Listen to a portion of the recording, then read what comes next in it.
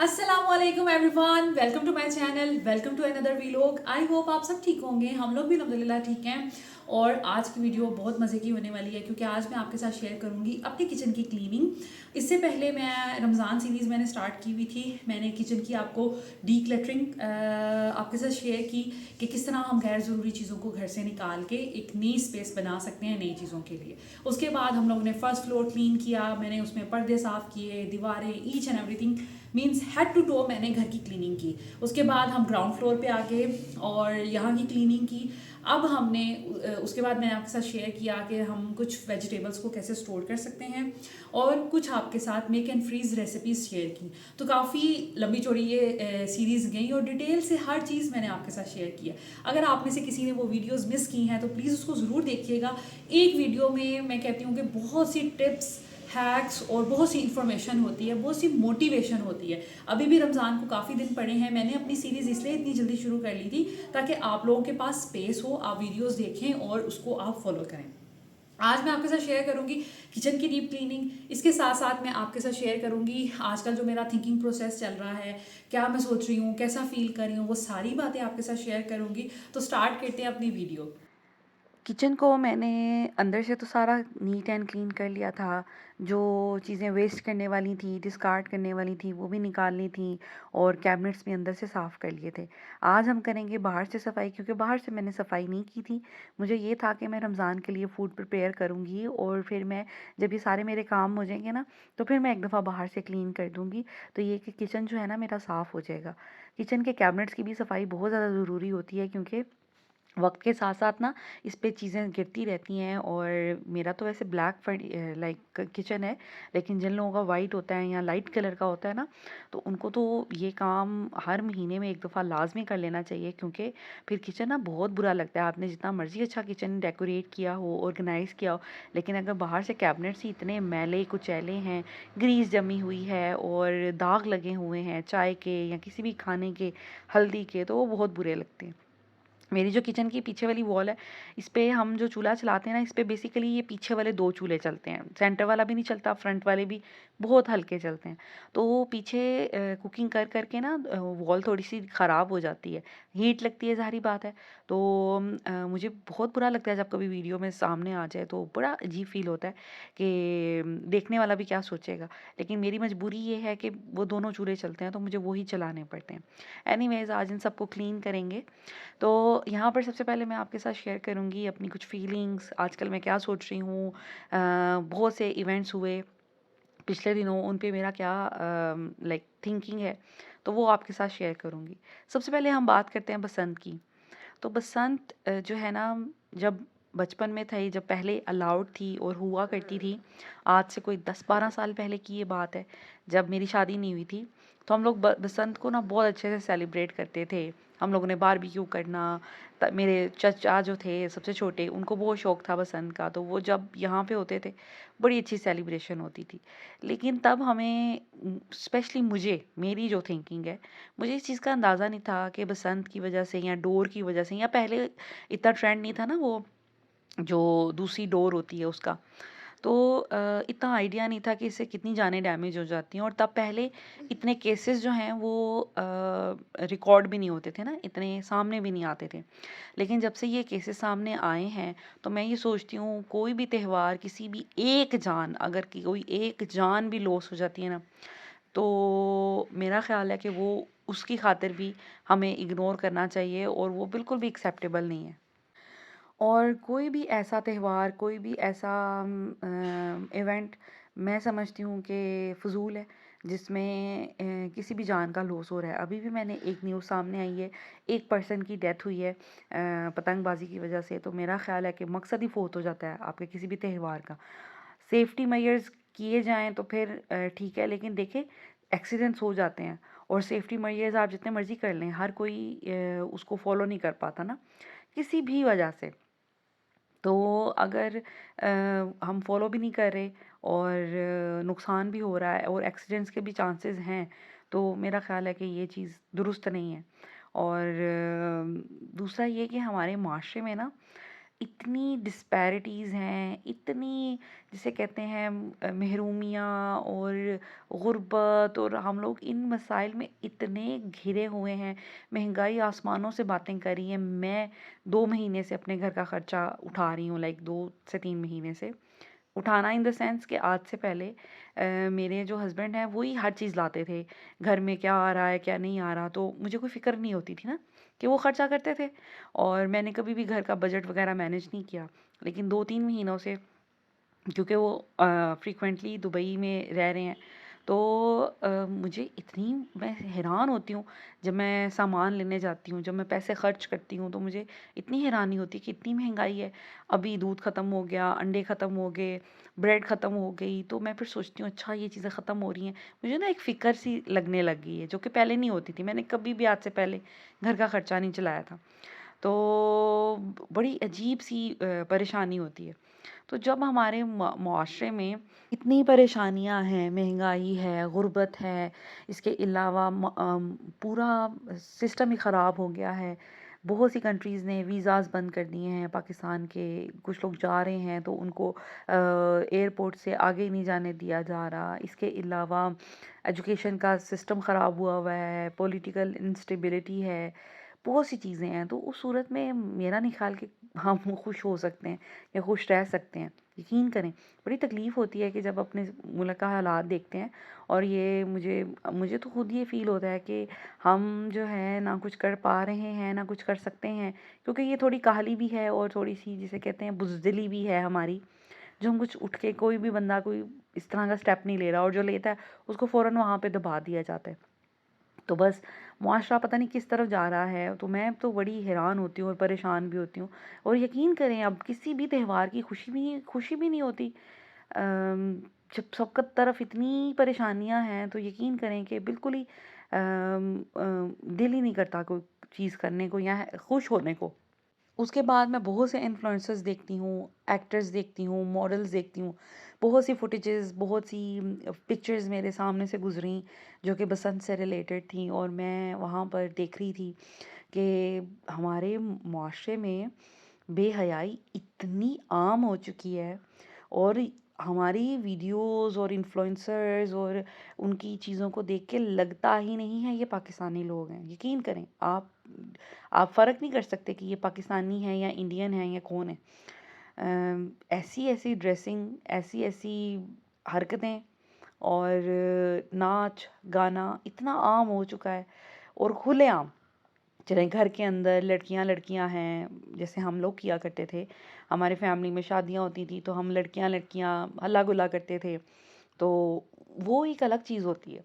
अब तो खैर मैं वो भी नहीं करती। अब तो काफ़ी अर्सा हो गया है, वो काम, वो चीज़ें भी छोड़ दी हैं। लेकिन खुलेआम और ये सब कुछ करना इतना कॉमन हो चुका है। और इतना ज़्यादा जिसे कहते हैं, बच्चा बच्चा टिकटॉक पे है, बच्चा बच्चा लिपसिंग कर रहा है, एक्टिंग कर रहा है। बात शुरू होती है सिर्फ लिपसिंग से, लिपसिंग के बाद डांसिंग शुरू हो जाती है, और डांसिंग के बाद पता नहीं क्या क्या कुछ शुरू हो जाता है। तो मेरा ख्याल है कि हमारे माशरे को ना एक रीसेट की ज़रूरत है, एक किसी सेंसरशिप की ज़रूरत है। ये गवर्नमेंट करे या पेरेंट्स करें ये कंट्रोल, तो मेरा ख़्याल है कि करना चाहिए, और इसमें कोई बुरी बात नहीं है। इस्लामी जमहूरिया पाकिस्तान है। इसके अलावा ये कि देखें, ये व्लॉगिंग सिस्टम इतना इन हो गया है, और मेरा ख़्याल है कि हर बच्चा ये टिकटॉक और व्लॉगिंग उसने शुरू कर दी है।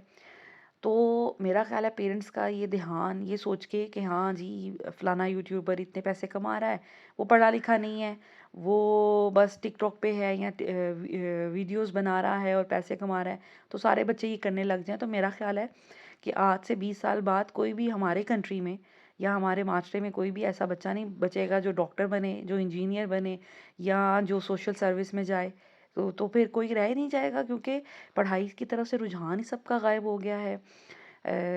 सब बच्चे मोबाइल पे हैं, सब बच्चे टिकटॉक पे हैं, हर कोई व्लॉगिंग कर रहा है, और कंटेंट के नाम पर मैं कहती हूँ कचरा है।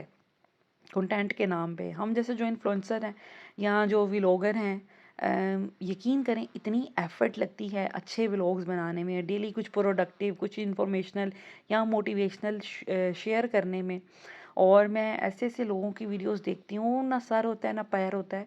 और जिसे कहते हैं कि कंटेंट के नाम पर कुछ भी नहीं, और समटाइम्स तो बुरी हरकत, बुरी चीज़ें, लेकिन उनके इतने इतने व्यूज़ होते हैं, इतने इतने फॉलोअर्स होते हैं। मुझे इतनी हैरानी होती है कि यार जो अच्छा कंटेंट दे रहे हैं वो लोग फिर उनकी भी, जिसे कहते हैं ना, वो दब जाते हैं, उनको कोई देखना ही नहीं चाहता। क्योंकि देखें, बात ये नहीं है कि बनाने वाले गलत हैं, बात ये है कि जो देख रहे हैं, जो प्रमोट कर रहे हैं, जो फॉलो कर रहे हैं, वो गलत हैं, कि वो अच्छी चीज़ नहीं देखना चाहते। जितने भी एंटरटेनमेंट के चैनल्स हैं, एंटरटेनमेंट व्लॉगर्स हैं, इन्फ्लुएंसर्स हैं, ठीक है, लोग उनको देखना चाहते हैं। घर गृहस्थी, प्रोडक्टिव बातें, इंफॉर्मेशनल बातें, साइंस की बातें, डॉक्टरी की बातें, वो किसी को नहीं जाननी। आपकी हेल्थ की बातें, वो किसी को नहीं जाननी। सबको जब फ़ोन सबने उठाना है तो उन्होंने एंटरटेन होना है बस, तो उन्होंने एंटरटेनमेंट ही देखनी है। वो अच्छी है, वो बुरी है, उससे क्या इम्पैक्ट पड़ रहा है आपकी पर्सनैलिटी पे और आपकी चीज़ों पे, आपके बच्चों पे, वो किसी को नहीं पता। पेरेंटल कंट्रोल नहीं है। तो ये सब चीज़ें सोचने की ना ज़रूरत है, मेरा ख़्याल है कि इन सब चीज़ों पे चेक एंड बैलेंस रखने की ज़रूरत है। मेरे बच्चे आजकल बिल्कुल मोबाइल नहीं देख रहे, और ऐसा होता है ऑन एंड ऑफ। हमारे घर में एक मोबाइल है जो बच्चों के लिए है, वो अगर टूट जाए तो मैं जल्दी ठीक नहीं कराती। और ज़रूरी नहीं है कि हर वक्त बच्चों को मोबाइल अवेलेबल हो। मेरा जो फ़ोन है ये व्लॉगिंग के लिए मैं यूज़ करती हूँ, ये बच्चों को अलाउ नहीं है, ठीक है, क्योंकि ये थोड़ा एक्सपेंसिव है। तो आजकल बच्चे फिर मोबाइल के बगैर रह रहे हैं। उससे पहले भी स्क्रीन टूट गई थी, क्योंकि ज़ावियार से गिर जाता है तो वो फ़ोन इतने डेलिकेट होते हैं, आपको पता है। तो कुछ अर्सा पहले भी फ़ोन ख़राब रहा, 2 महीने ख़राब रहा, फिर मैंने उसको ठीक करवाया, फिर 1 महीना चला है, फिर टूट गया। तो अब मैं नहीं ठीक करवा रही, और मैंने नहीं ठीक करवाना, कि बस ठीक है बच्चे टीवी देखें। रोज़ रोज़ मैं फ़ोन की स्क्रीन चेंज करवाती रहूँ, पैसे ज़ाया करती रहूँ, बच्चों ने फिर, क्योंकि बच्चों को तो नहीं ना पता कि कैसे पैसे कमाए जाते हैं और कैसे मेहनत की जाती है। तो बस ठीक है। और एक घर में 4-4 बच्चे हैं तो 4-4 कंप्यूटर्स हैं, 4-4 टैब्स हैं, 4-4 फ़ोन्स हैं। और हम जो जनरेशन है, हमारी जनरेशन में, यकीन करें कि हमें फ़ोन अलाउ नहीं था शादी से पहले, और कंप्यूटर एक रूम में रखा होता था और मामा वहाँ पे रखती थी, जहाँ से चलते फिरते उनकी नज़र गुजरे और वो देखें कि हम क्या देख रहे हैं। हमें कुंडी लगा के सोना नहीं अलाउ था, और इतनी सख्ती, इतनी रिस्ट्रिक्शंस। लेकिन अल्लाह का शुक्र है कि इतनी सख्ती और रिस्ट्रिक्शंस के बाद इंसान फिर भी थोड़ा सेफ रहता है। और आजकल तो छोटे छोटे बच्चों के पास फ़ोन्स हैं, हर कोई अपनी रील्स बना रहा है और क्या क्या कुछ कर रहा है। बुराई जो होती है ना, वो इसी तरह शुरू होती है। कि अब मेरे बच्चे हैं, हम लोगों ने इनको स्कूल में सख्ती से कहा हुआ है कि मेरे बच्चे डांसिंग में पार्टिसिपेट नहीं करेंगे। और ज़िंदगी की जो भी चीज़ है, कोई क्विज़ है, कोई स्पीच है, कोई कोई भी चीज़ है, आप हमारे बच्चों को पार्टिसिपेट करवाएं। कोई ख़र्चा लगेगा, हम लगाएंगे, लेकिन डांसिंग नहीं करनी। डांसिंग आपको पता है स्कूल में क्या होती है, एक्ट ही करना होता है किसी छोटे मोटे गाने पे या म्यूज़िक पे। लेकिन इनके बाबा ने वो तक अलाउ नहीं किया कि मेरे बच्चे डांसिंग को आम ना समझने लग जाएं, मेरे बच्चे डांसिंग को नॉर्मल ना लेने लग जाएं। स्कूल में लोगों के सामने करेंगे, फिर शादियों पे करेंगे, तो ये मैं नहीं चाहता कि मेरे बच्चों को ये आदत पड़े या मेरे बच्चे इस चीज़ को अच्छा समझें। और यकीन करें, मैं खुद डांसिंग करती थी शादी से पहले, मैंने स्कूल में भी की हुई है, और हम लोग शादियों पे भी घरों में कर लेते थे। लेकिन जब से मेरे हस्बैंड ने ये बात मुझे बताई है, तो मैं खुद नहीं करती, ना मैं चाहती हूँ मेरे बच्चे अब करें। अब मैं खुद उस चीज़ को बुरा समझने लगी हूँ। तो देखिए, ये चीज़ होती है कि तरबियत, और ये चीज़ होती है दूरअंदेशी, कि आप पहले से ही फोरकास्ट कर लें कि इस एक चीज़ का इम्पैक्ट कहाँ तक जाएगा हमारे बच्चे की ज़ात पर या हमारे घर पर। अगर जड़ से ही वो चीज़ पनपने ना दे, हम उस बीज को ही ना बोएं, तो फिर मेरा ख्याल है कि फिर इंसान बड़े नुकसान से बच जाता है। तो खुदारा अपने बच्चों को इन चीज़ों से महफूज रखें, अच्छी चीज़ें देखें, और बच्चों को भी अच्छी चीज़ें देखने के लिए आप प्रमोट करें। अच्छी चीज़ें प्रमोट करें, बुरी चीज़ें बिल्कुल प्रमोट ना करें। बुरी बातें, बुरे व्लॉगर्स, बुरी चीज़ें, प्लीज़, ये एज अ सोसाइटी हमारा भी कुछ जिसे कहते हैं कि बनता है रिस्पॉन्सिबिलिटी। क्योंकि गवर्नमेंट तो इस लेवल पे जा ही नहीं रही, वो तो सेंसरशिप किसी भी कंटेंट पे नहीं लगा रही। और हम लोग भी बच्चों को फ़ोन दे देते हैं और वो जो मर्ज़ी देखें, जो मर्ज़ी करें। हम लोग देखते भी नहीं हैं, चेक भी नहीं करते। तो इन चीज़ों को देखें, पेरेंटल कंट्रोल आपके फ़ोन पे होना चाहिए। बच्चे क्या देख रहे हैं, क्या सुन रहे हैं, चेक एंड बैलेंस होना चाहिए। और शिकायत लगाने वाले कल्चर को प्रमोट करें। एक बच्चा दूसरे बच्चे की लाज़मी शिकायत लगाए और जो शिकायत लगा रहा है उसकी भी बात सुने, जिसकी शिकायत लग रही है उसकी भी बात सुने। तो ओवरऑल इन चीज़ों पे चेक एंड बैलेंस रखें। हम अपने बच्चों को कहते हैं कि शिकायत लगाना इज़ अ गुड थिंग, आपने लगानी है, बहन भाइयों की भी लगानी है। बाहर से आपको कोई बंदा, कोई बड़ा, कोई छोटा आपको कुछ कहता है, कोई कोई आपके साथ बुरी हरकत करता है, आप उसकी शिकायत लगाएं, हम उसको देखेंगे, सुनेंगे। और कभी भी बच्चा जब आपके पास शिकायत लेके आता है, आपने उसको ये नहीं कहना अच्छा मैं बिज़ी हूँ या मैं ये कर रही हूँ या वो फ़ौरन उस मामले को गौर से सुने और उसकी जड़ तक जाएं और उस पे बच्चे को अच्छे से सख्ती से डांटें। तो ये मेरा ख़्याल है कि क्योंकि बच्चे जो होते हैं वो आपकी उम्र भर की कमाई होती है और इसमें बच्चों की परवरिश में, तरबियत में गफ़लत नहीं होनी चाहिए। और जहाँ आपसे गफ़लत हुई वहाँ पे बच्चे डी-ट्रैक हो जाते हैं। बहुत आसान है बच्चों के लिए डी-ट्रैक होना। मेरी जो ऑडियंस है इसका साइज़ बहुत कम है। मेरा एक एवरेज जो व्लॉग है ना, वो मेरा ख़्याल है देखते हैं 1000 2000 लोग, ठीक है। मेरे व्यूज़ बहुत ज़्यादा नहीं जाते, लेकिन मेरी जितनी भी ऑडियंस है ना ये बड़ी डिसेंट है। मुझे पता है कि मुझे कौन सी लेडीज़ देखती हैं जो प्रोडक्टिव इंफॉर्मेशनल चीज़ें देखना चाहती हैं। तो अल्लाह का शुक्र है कि मेरी ऑडियंस में कोई फ़ुज़ूल मर्द, कोई लड़का, कोई बंदा नहीं है। मुझे सब लेडीज़ देखती हैं और ख़ुद भी वो बहुत डिसेंट हैं और सीखने सिखाने वाले अमल में उनका रुझान है। तो मेरी आप सबसे गुज़ारिश है आप अपने बच्चों पे कंट्रोल रखें। आप जिस तरह आप हैं उसी तरह बच्चों को क्वालिटी कंटेंट दिखाएं और अपने बच्चों को ना सोशल मीडिया से दूर रखें। पढ़ाई की तरफ इनका रुझान करें, इनको ज़रूर पढ़ने की तरफ लगाएं। यकीन करें कि मेरी भी ये कोशिश है मेरे बच्चे अच्छा पढ़ जाएं, कुछ बन जाएं, कुछ कर लें, क्योंकि मेरा ख़्याल है कि पढ़ाई जो है ना वो बिल्कुल गैर ज़रूरी होती जा रही है। पहले ये हर पेरेंट्स की या बच्चों की प्रायोरिटी होती थी और आजकल तो पढ़ाई जो है वो सेकंड ऑप्शन हो गया है, क्योंकि अब हर किसी को यही लोग सोचते हैं कि व्लॉगिंग में बहुत पैसे हैं तो इस तरफ चले जाएं। लेकिन ये किसी किसी का लक होता है कि कोई जिसे कहते हैं कि वो इम्प्रूव कर ले, या फिर ये कि लक के अलावा कंटेंट जो है ना, मैं देखती हूँ कि जितने भी टॉप के व्लॉगर्स हैं उन सब का कंटेंट आप लोगों के सामने आप मुहासबा कर सकते हैं कि वो क्या कर रहे हैं, क्या नहीं कर रहे। या हाँ, कुछ अच्छे भी हैं और कुछ बुरे भी हैं जो बहुत प्रमोट हो चुके हैं। सो बात होती है कि देखने वाले पे, लोग देखना क्या चाहते हैं और देखना लोग एंटरटेन ही होना चाहते हैं। फजूल हरकत और इस तरह की चीज़ें, प्रैंक्स और बेतुकी बातें लोगों को पसंद है, वही देखना चाहते हैं और जो वो करता है वो दिनों में हिट हो जाता है। एनीवेज़, हमारी किचन की जो क्लीनिंग है ना वो हो गई थी ऑलमोस्ट। ऊपर वाले सारे कैबिनेट्स मैंने साफ़ कर लिए थे, स्टोव मैंने साफ़ कर लिया था, मैंने हुड साफ़ कर ली थी।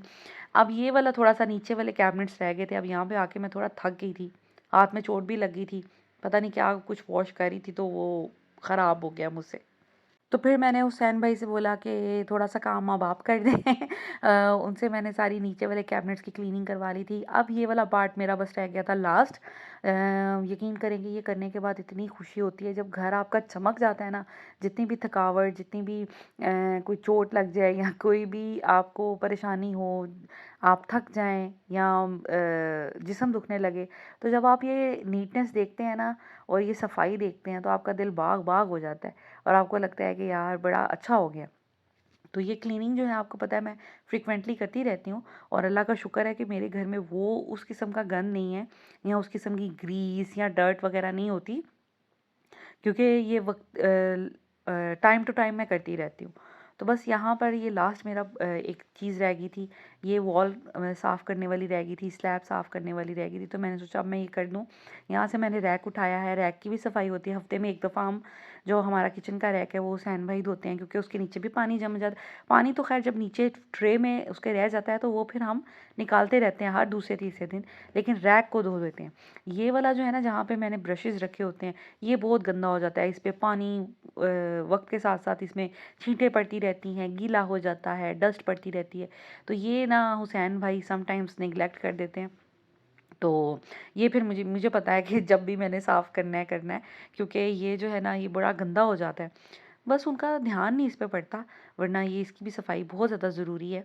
तो हफ्ते में एक दफ़ा तो लाज़मी होनी चाहिए। खैर, मेरी जब नज़र पड़ती है या मैं जब किचन में काम कर रही हूँ, कभी इसको देख रही हूँ कि गंदा हो गया, तो फिर मैं इसको साफ़ कर देती हूँ। अभी मैं वॉश करके इसको रख दूँगी, ड्राई होगा तो इसमें सारे जितने भी ब्रशेज़ हैं, उसमें फीडर धोने वाला है, उसमें मेरे बर्तन धोने वाला है।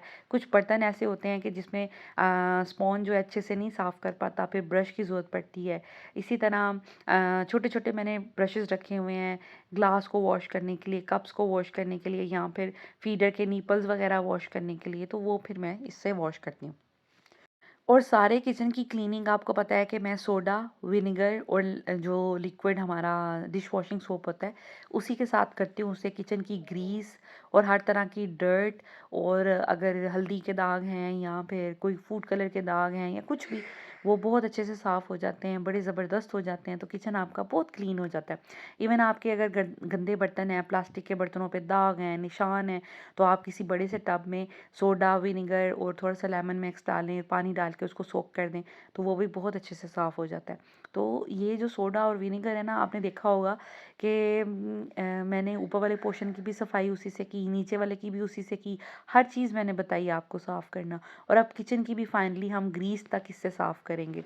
तो ये एक ही सॉल्यूशन है जिससे आपकी हर तरह के दाग, धब्बे, ग्रीस, वुड का फर्नीचर हो, पेंटेड फर्नीचर हो, पैडिंग वाला फर्नीचर हो, हर तरह की चीज़ साफ़ हो जाती है। और इवन आपका स्टेनलेस स्टील की कोई चीज़ है, वो भी इससे चमक जाती है। जैसे ये सिंक मैं अक्सर इससे साफ़ करती हूँ, और बदबू है किचन में या कीड़े-मकोड़े आते हैं, इससे ये भी साफ़ हो जाते हैं। तो ये एक चीज़ है जो आपके, मेरा ख़्याल है, कोई 100 तरह के मसलों को हल करती है, और इतनी सस्ती। यकीन करें कि मेरा ख़्याल है कि जो 150 की बोतल आती है सिरके की, जो मैं बड़ी वाली लेके आती हूँ, और 30, 40, 50 रुपए का आ जाता है सिरका, सॉरी वो सोडा, और आपका समझ लें कि 150, 200 रुपए में पूरा घर चमक जाता है, हर तरह की। कोई आपको क्लीनर लेने की ज़रूरत नहीं है। मैं पहले हर तरह का मैंने अलग क्लीनर लिया हुआ था। स्टेनलेस स्टील की चीज़ें साफ़ करने के लिए अलग, लाइक सिंक, टूटियाँ और किचन हुड, उसको साफ़ करने के लिए अलग क्लीनर। फिर मैंने वॉशरूम के लिए अलग क्लीनर, किचन के लिए, सरफेस के लिए अलग क्लीनर, चूल्हों के लिए अलग, मतलब हर चीज़ के लिए अलग लिया हुआ था। लेकिन अब मैं इसी से सारी क्लीनिंग करती हूँ, और बड़ी ज़बरदस्त हो जाती है। सोडा और विनेगर मैं अपने घर से ख़त्म नहीं होने देती, और जब भी क्लीनिंग करनी है इन्हीं से करनी है।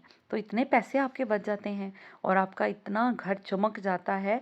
और सिरका और जो सोडा होता है ना, वो वो बात के लिए भी अच्छा होता है कि जैसे कॉकरोचेज़, आपके घर में कीड़े-मकोड़े कम से कम आते हैं, क्योंकि विनेगर की स्मेल उनको अच्छी नहीं लगती। और इसके अलावा आपके घर में स्मेल वैसे ही से विनेगर से, सोडा से नहीं, बुरी वाली आती, और कीड़े-मकोड़े भी दूर रहते हैं, तो ये बात के लिए भी अच्छे हैं, तो इनको ज़रूर सफाई में यूज़ किया करें। अच्छा, आज की वीडियो में ना मैंने 2 तरह के प्रोडक्ट्स जो हैं वो यूज़ किए हैं, जिसमें सबसे पहले मैंने किया था स्टोव साफ़ करने के लिए ब्लू सी डिब्बी में। अच्छा, वो मैंने एक डॉलर शॉप से लिया था, और वो मुझे ऐसे लगता है कि जैसे वो मट्टी है, सॉरी रेत है। आपको याद होगा पुराने ज़माने में ना रेत अक्सर लोग लाया करते थे, साफ़ रेत ना, सॉरी बर्तन को मांजने के लिए। तो यकीन करें, मुझे यही लगता है कि ये बस उन्होंने ना रेत किसी फैंसी से डिब्बे में डाल दी है, क्योंकि उसका टेक्सचर बिल्कुल रेत वाला है, उसकी शाइन बिल्कुल रेत वाली है। तो आपको पता है, रेत से स्टील के, स्टेनलेस स्टील के बर्तनों को लोग मांजा करते थे, तो मुझे लगता है ये वही चीज़ है। अच्छा, ये वो जो है ना, उससे कार साफ़ हो जाती है, उससे जिसे कहते हैं कि आपकी किचन के ये सिंक और आपका स्टोव साफ़ हो जाता है, आपके बर्तन साफ़ हो जाते हैं। तो मुझे लगता है ये वही चीज़ है। मैंने डॉलर शॉप से ली थी 280 रुपीज़ की, किसी भी आम सी, अब मुझे याद भी नहीं है। दराज़ पे भी मैंने ये प्रोडक्ट देखा है, चाइनीज़ प्रोडक्ट है, इसका कोई नाम तो ऐसे क्योंकि चाइनीज़ में लिखा हुआ है, मुझे नहीं पता। लेकिन उसे ये कि सफाई बहुत अच्छे से हो जाती है। आपने मेरा देखा होगा स्टोव मैंने साफ़ किया, कितना ज़बरदस्त हो जाता है, और आप इससे सिंक वगैरह भी साफ़ कर सकते हैं। दूसरा प्रोडक्ट मैंने वो जो ऑल पर्पस क्लीनर बनाया, वो मैंने खुद ही बनाया। और एक थर्ड प्रोडक्ट जो मैंने सिंक पे लगाया है, ये इसको काला तेल भी बोलते हैं, इसको काला शैम्पू भी बोलते हैं। ये जो खुले तेल और सर्फ़ और साबुन वाली दुकान होती है ना, वहाँ से मिल जाता है आपको। इस्लामाबाद में जो इतवार बाज़ार है बड़ा, G9 वाला, या G10 वाला आई गेस, तो वहाँ पर भी आपको मिल जाएगा। इसके अलावा जो आम गली मोहल्ले होते हैं, जहाँ पर जैसे दूसरे शहरों में, वहाँ पर अगर कोई ऐसी शॉप है जहाँ से रंग मिलते हों, जहाँ से खुला सर्फ़ मिलता हो, साबुन मिलता हो, तो वहाँ से आपको ये मिल जाएगा। ठीक है। तो ये इसको कोई एसिड टाइप होता है, ठीक है। तो उसको यूज़ करने के लिए ना आपने अपने हाथ में सबसे पहले ग्लव्स पहन लेने, क्योंकि ये हाथों को बहुत ख़राब करता है। ग्लव्स पहनने के बाद आप इसको लगा लें किसी भी चीज़ पे। अच्छा, ये सिल्वर की चीज़ पे आप लगा के 10 मिनट छोड़ सकते हैं। जो सिल्वर हमारा स्टील टाइप होता है ना, उस पे लगा के आप छोड़ सकते हैं, ये दाग नहीं देगा। आप पूरे चीज़ पे अच्छे से स्टील वूल से स्प्रेड करें और थोड़ी देर के लिए रख दें, और आप अपनी देगचियाँ साफ़ करेंगे तो ऐसी साफ़ हो जाएंगी ना, जैसे आप बाज़ार से भी नहीं लेके आए। लेकिन स्टेनलेस स्टील पे आपने इसको लगाकर छोड़ना नहीं है, क्योंकि स्टेनलेस स्टील पे ये दाग छोड़ता है। आपने देखा होगा कि अगर आप तेज़ाब डालें अपने सिंक में तो वो ब्लैक कर देता है आपका सिंक, ठीक है। तो ये तेज़ाब नहीं है, ये भी एक तरह का एसिड ही है, लेकिन ये कि ये आपके सिंक को ना ब्लैक कर देगा। तो आपने जैसे ही इसको यूज़ करना है ना, फ़ौरन इसको स्प्रेड करना है स्टील वूल से, और उसके बाद आपने पानी के साथ फ़ौरन धो देना है, जैसे मैंने ये सिंक को किया है। ना मैं ये चूल्हे पे यूज़ करती हूँ, ना मैं सिंक पे यूज़ करती हूँ, लेकिन आज मैंने यूज़ किया क्योंकि मैं अच्छे से चाह रही थी कि इसमें चमक आ जाए, साफ़ सुथरा हो जाए। तो अगर तो आपने जल्दी जल्दी ये काम करना है तो फिर आप अपने स्टेनलेस स्टील की किसी भी चीज़ पे ये लगाएं। अगर नहीं तो इसको छोड़ना नहीं है। हाँ, जो आपकी सिल्वर की देगचियाँ होती हैं ना, जो कुकिंग पॉट्स हमारे होते हैं हमारे घरों में, जो मैं भी यूज़ करती हूँ समटाइम्स, तो उस पे आप लगा के 5 मिनट के लिए छोड़ें और फिर दोबारा से उसको थोड़ा-सा मांजें, तो यकीन करें इतनी कोई प्यारी देगचियाँ हो जाती हैं ना। और अब आप सिंक की भी कंडीशन देखेंगे, सिंक वैसे भी डेली बेसिस पे धुलता है, लेकिन एक तो ये मेरे हाथ लगे हैं, जब मेरे हाथ लगते हैं ना, हुसैन भाई भी कहते हैं बाजी किचन बड़ा चमक रहा है, तो मेरा सफाई करने का तरीका और होता है। और मैं बड़ी जान लगा के कोई भी काम करती हूँ। या तो करना नहीं है, और अगर करना है तो फिर नीयत से ही करना है और अच्छे से करना है, फिर काम चोरी नहीं करनी। अच्छा जी, और उसके बाद आपने क्या करना है, जब ये आपने ये यूज़ किया काला तेल, तो इसके बाद ना फ़ौरन आपने लेमन मैक्स से भी एक दफ़ा अपना बर्तन या सिंक या चूल्हा साफ़ कर लेना है। उससे ये होगा कि अगर इसमें क्योंकि हार्श केमिकल्स होते हैं, तो वो एक दफ़ा जब आप अपने बर्तन धोने वाले साबुन या लिक्विड से इसको एक दफ़ा क्लीन कर देंगे ना, तो आपको ये सैटिस्फैक्शन रहेगी कि अब इसमें कोई ख़तरनाक चीज़ नहीं लगी हुई, ठीक है? तो फिर ज़रा तसल्ली हो जाती है। तो मैं जब भी कोई चीज़ में ये काला तेल यूज़ करती हूँ, तो मैं फ़ौरन उसको फिर जो भी मेरा साबुन होता है बर्तन धोने वाला या लिक्विड, उसके साथ भी एक दफ़ा वॉश करती हूँ, तो ज़रा अच्छे से साफ़ हो जाता है। तो ये तरीक़ाकार है इसके यूज़ करने का, मैं पहले भी आपको बता चुकी हूँ और इस दफ़ा फिर बता रही हूँ। ये किस जगह से मिलेगा, क्योंकि ये देसी सी चीज़ है, ये मैं नहीं जानती कहाँ से मिलेगा। अक्सर इतवार बाज़ार में भी मिल जाता है। मैं कहाँ से मंगवाती हूँ, मेरी अम्मी जब भी आती हैं वो लाहौर से लेके आती हैं। उनके करीब एक इतवार बाज़ार लगता है, वहाँ पे ये मिलता है। तो जब भी मम्मा ने आना होता है मुझसे पूछती हैं बेटा कोई चीज़ यहाँ से चाहिए, तो मैं उनको यही कहती हूँ मम्मा बस वो काला तेल ले आएँ। तो उससे ये है कि मेरी देगचियाँ चमक जाती हैं। फिर मम्मा जब आती हैं लेकर, तो मुझे भी एफ़र्ट नहीं करनी पड़ती, मम्मा खुद ही मेरी सारी देगचियाँ साफ़ कर देती हैं, और वो खुद ही काम मेरा कर देती हैं। लेकिन ख़ैर वो ना भी करें, अब जैसे वो नहीं है तो फिर ये मेरे पास पड़ा होता है। ये 100 रुपीज़ का या 200 रुपीज़ का मैं मँगवा लेती हूँ, और मेरे इससे 3-4 महीने बहुत अच्छे गुज़र जाते हैं, क्योंकि ये एक ड्रॉप यूज़ होता है और आपने इसको बार-बार यूज़ नहीं करना अपने बर्तनों में, क्योंकि मैं फिर बता रही हूँ कि इसमें थोड़े हार्श केमिकल्स होते हैं। तो इस वज़ह से इसको कम से कम यूज़ करें, कभी-कभी के लिए यूज़ करें। तो बस यहाँ पर मैंने इसके साथ ये साफ़ कर दिया सिंक, और अब आपको इसकी चमक नज़र आ रही होगी। यकीन करें इतना प्यारा, इतना नीट हो गया ना, अभी जब ये फिनिश होगा तो मैं आपको ओवरऑल दिखाऊँगी। और इस सिंक का ना मसला ये है, इसकी टैप बड़ी गलत लगी है। इसमें बड़ी सी कोई टैप लगनी चाहिए थी। इतना कम एरिया है पीछे कि जिसकी वजह से ना ये सारा सिंक जो है गीला होता है। पीछे छींटे पड़ती जाती है, पानी थोड़ा इधर जाता है, थोड़ा उधर जाता है। ये स्पॉन्ज भी छोटा-सा ब्लू कलर का मैंने इसीलिए रखा हुआ है कि यहाँ से मैक्सिमम पानी जो है ना टोकरी के नीचे ना चला जाए। क्योंकि टोकरी के नीचे जाएगा तो वो फिर अजीब-सा चिपक-चिपक सा हो जाएगा, वो बुरा लगेगा। तो ये बड़ा इसका मसला है। तो ख़ैर इस वज़ह से हम इसको साफ़ करते रहते हैं। तो ये जब मैं वॉश करती हूँ ना सिंक वग़ैरह, तो फिर मुझे बहुत मुश्किल होती है। थोड़ा पानी इस तरफ चला जाता है, थोड़ा उधर चला जाता है। तो ये जब घर बनते हैं ना, तो ये तो बेसिकली रेंट आउट करने के लिए ज़्यादातर लोगों ने घर बनाए होते हैं। कॉन्ट्रैक्टर से बनवाए होते हैं। तो वो फिर जैसा दिल करे काम कर देते हैं। अपने रहने के लिए घर बनाया हो तो फिर इंसान 100 बातें सोचता है, कैसा सिंक होना चाहिए, कैसा सही रहेगा। यहाँ पर जी मैंने जो अब मेरी सारी सफाई हो गई थी, किचन के जितने भी मेरे टूल्स वो थे डस्टर, वो मैंने भिगो के रख दी हैं, वो भीगे रहेंगे। तो सुबह उसको फिर वॉश कर लिया जाएगा, तो उससे ये होगा जितनी भी ग्रीस लगी हुई है, क्योंकि इससे मैंने ग्रीस वाला काम किया है, किचन हुड साफ़ की है, सिंक साफ़ किए हैं, तो वो सारा कुछ साफ़ हो जाएगा। अब फाइनली मेरा किचन तो सारा साफ़ हो गया था। अब जो छींटें सिंक पे आई हैं, सॉरी ज़मीन पे आई हैं, तो हमने उसको भी साफ़ करनी है। पाँव गंदे, गीले इधर-उधर लेकर मैं फिरती रही हूँ, तो मैंने सोचा कि एक दफ़ा इसको पानी मैंने गिराया है, ठीक है? 2 पतीलियाँ भर के मैंने पानी गिराया और अब मैं इसको वॉश कर लूँगी और वाइपर लगा लूँगी, साथ में पोंछा लगा लूँगी, तो वो जो किचन है वो नीट एंड क्लीन हो जाएगा। ओवरऑल किचन की क्लीनिंग हो गई है, आपके सामने मैंने शेयर की और यकीन करें कि ये एक मोटिवेशनल वीडियो ही होती है। हर औरत अपने काम कर रही होती है, अपने हिसाब से काम कर ही रही होती है, कोई भी फ़ारिग नहीं बैठा होता। हम हाउसवाइफ़ की ये ड्यूटी होती है। लेकिन इस तरह की वीडियोस जो होती हैं ना, ये मोटिवेशनल होती हैं या ये आपको एक रिमाइंडर देने के लिए होती हैं कि उठें, आप भी अपना ये काम कर लें और ये काम रह गया है, तो किसी को देखकर काम करते हुए ना याद आ जाता है या मोटिवेशन ही मिल जाती है कि यार हम भी उठें और करें। बहुत से आपको आइडियाज़ मिल जाते हैं, टिप्स मिल जाती हैं या कोई ऐसा प्रोडक्ट मिल जाता है जो कि आप भी यूज़ कर सकते हैं और अपने घर को साफ़-सुथरा बना सकते हैं या ऑर्गेनाइज़ कर सकते हैं। तो इस तरह की वीडियोज़ का मकसद ही सारा ये होता है। और यही तरीका होता है, मैं आपको जब भी बताती हूँ, क्योंकि मुझे अगर नई लड़कियां देख रही हैं ना, तो उनके लिए मैं ये बात शेयर करती हूँ कि जब भी सफाई करनी है ऊपर से शुरू करें, छतों से, दीवारों से शुरू करें। जैसे मैंने पहले ऊपर वाले कैबिनेट्स किए, फिर मैं पीछे जो वॉल लगी होती है किचन के उसमें आई, फिर मैंने चूल्हे साफ़ किए, फिर मैंने नीचे से सारे एंड पे कैबिनेट और फिर एंड पे फ्लोर। तो सीक्वेंस ये होना चाहिए, ऊपर से नीचे सफाई शुरू आपने करनी है। तो ये देखें, ये जो फ़र्श है हमारा नीट एंड क्लीन हो गया, आपको इसकी चमक नज़र आ रही होगी और अब पूरा किचन ही साफ़-सुथरा हो गया। अब अल्लाह का शुक्र है कि मेरा किचन जो है ना रमज़ान के लिए बिल्कुल रेडी है, नीट एंड क्लीन हो गया। और हम इन्फ्लुएंसर्स की लाइफ़ इसलिए भी थोड़ी टफ़ हो जाती है कि अभी मैंने क्लीनिंग कर ली है, रमज़ान से पहले एक दफ़ा हो सकता है कि मैं फिर दोबारा क्लीनिंग करूँ। क्योंकि कुछ वीडियोज़ हम लोगों ने शेयर करनी होती है, आइडियाज़ देने होते हैं, वो टाइम से पहले देने होते हैं ताकि आप लोग भी अपने काम जो हैं मैनेज कर लें या फूड प्रिपेयर कर लें या आप लोगों को रेसिपीज़ मिल जाएँ, आप लोगों को क्लीनिंग की चीज़ें मिल जाएँ।